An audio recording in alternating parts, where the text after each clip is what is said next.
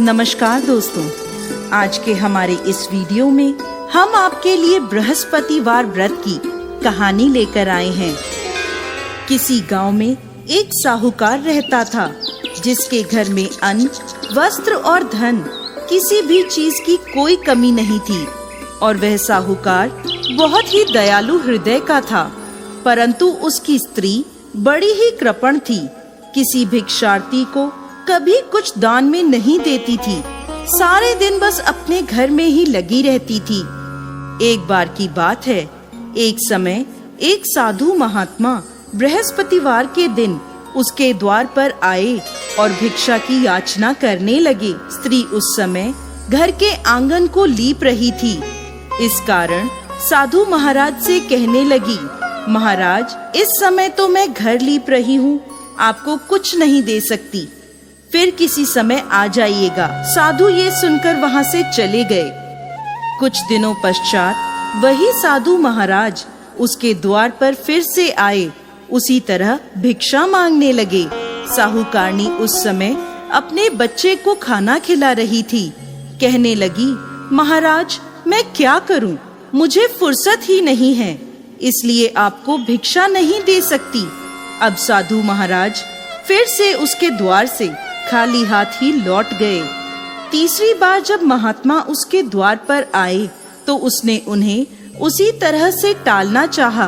कहने लगी, महाराज, मैं क्या करूं?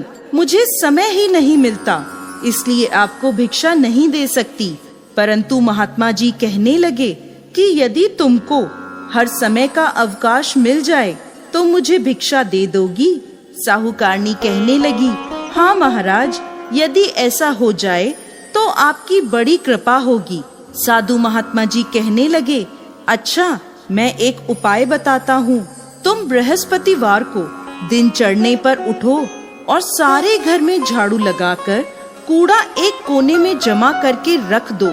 घर का चौका इत्यादि मत लगाओ। घर वालों से कह दो कि हजामत अवश्य बनवाएं। रसोई बनाकर चूल्हे के पीछे खाना रख दो, सामने नहीं।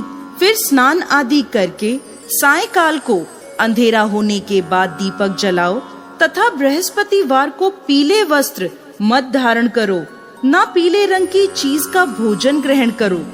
यदि ऐसा करोगी तो तुमको घर का कोई काम नहीं करना पड़ेगा, तुम्हें अवकाश ही अवकाश हो जाएगा। साहूकारनी ने ऐसा ही किया। वह हर बृहस्पतिवार को ऐसा ही करने लगी। कुछ समय बाद उसके घर में खाने को अन्न का दाना भी ना रहा। थोड़े दिनों में वही महात्मा फिर आए और भिक्षा मांगने लगे। परंतु साहूकारनी ने कहा, महाराज, मेरे घर में खाने को अन्न नहीं है, आपको मैं क्या दे सकती हूँ? तब महात्मा ने कहा कि जब तुम्हारे पास सब कुछ था तब भी तुम कुछ नहीं देती थी, अब पूरा अवकाश है तब भी तुम कुछ नहीं दे रही हो, तुम चाहती क्या हो? तब साहूकारनी ने हाथ जोड़कर प्रार्थना करी, महाराज, अब कोई ऐसा उपाय बताएं कि मेरे पहले जैसा धन धान्य हो जाए। अब मैं प्रतिज्ञा करती हूँ, आप जैसा कहेंगे मैं वैसा ही करूँगी। तब महात्मा जी ने कहा, बृहस्पतिवार को प्रातः काल उठकर स्नान आदि से निवृत्त होकर घर को गाय के गोबर से लीपो तथा घर के पुरुष हजामत ना बनवाएं। भूखों को अन्न जल देती रहा करो। ठीक सायंकाल दीपक जलाया करो।